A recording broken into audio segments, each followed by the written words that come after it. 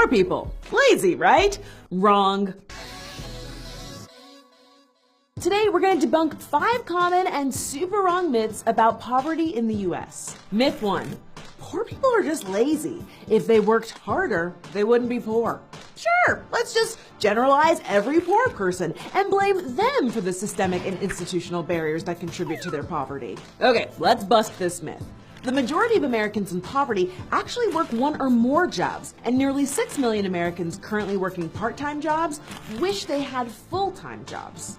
Oh, and who caused the massive job losses of the Great Recession of 2008? Hint, hint, not poor people. Not to mention, since the 1970s, wages have basically stagnated, while life has gotten much more expensive. Also, we should probably keep in mind that 35% of the poor who don't work are actually children, the elderly, and the disabled, people who often can't work. Sorry, little Susie, being 3 isn't an excuse. Myth 2.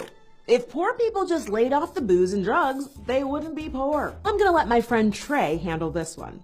Look, it's not like using drugs turns you poor. If that happened, then half of Hollywood would be living in a cardboard box. Drug and alcohol abuse is an issue for some poor people, but it's not a major cause of poverty. In the past few years, several states, including my home state of Tennessee, have actually implemented a system of drug testing for welfare applicants exactly because of this stereotype, and guess what they found? Across the board, they found that applicants living at or below the poverty line actually have a lower rate of drug use than the population at large.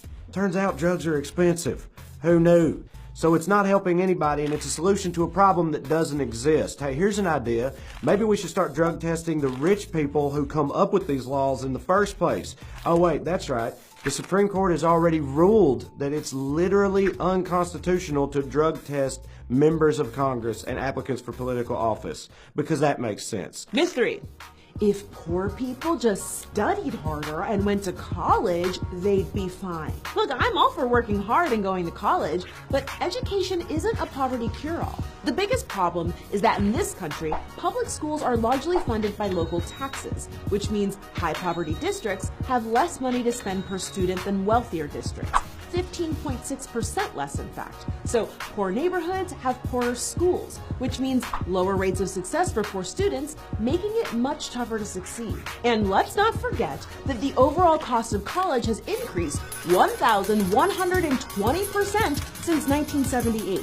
And a degree doesn't mean you'll be rolling in dough. Poor people face so many educational hurdles, saying college, college, college isn't really helpful. Thanks for trying, though. Myth 4. Most poor people are the blacks in the inner city. Okay, no. Most poor people in the U.S. aren't black. Actually, most poor people in the U.S. look, and a lot of them sound, like me. I mean, it's true that the rate of poverty for black people in America is disproportionately higher, but the actual number of poor people, way more white people. Part of the reason the stereotype persists is because anytime poor people are presented in the media, it's usually poor black people in the cities. And this stereotype sucks for everybody. Black people are made out to be something that they're really not, and poor white people aren't cared about at all. Or the only time a camera ever shows up in places where I'm from is if they're there to film an episode of Cops. So basically the media is racist and classist. What else is new? Myth 5. Being poor in America is better than being poor anywhere else. Okay, now try to follow along. Just because poverty is bad somewhere else doesn't mean being poor in America is good. There are 1.5 million American households living on less than $2 per person a day. That's below the global extreme poverty line. 13 million children in America live in households that lack the means to get enough nutritious food on a regular basis. And they live much shorter lives. Guess what? Being poor just sucks, no matter where you live. The important thing to remember here is that being poor is not a moral failing. It doesn't mean you're any less hardworking or any less deserving of reaching your dreams. And maybe the sooner we realize that, the sooner we can start finding better ways to pull people out of poverty. Thanks for watching. We'll see you next time right here on Decoded. And special thanks to Trey Crowder, otherwise known as the Liberal Redneck, for helping out.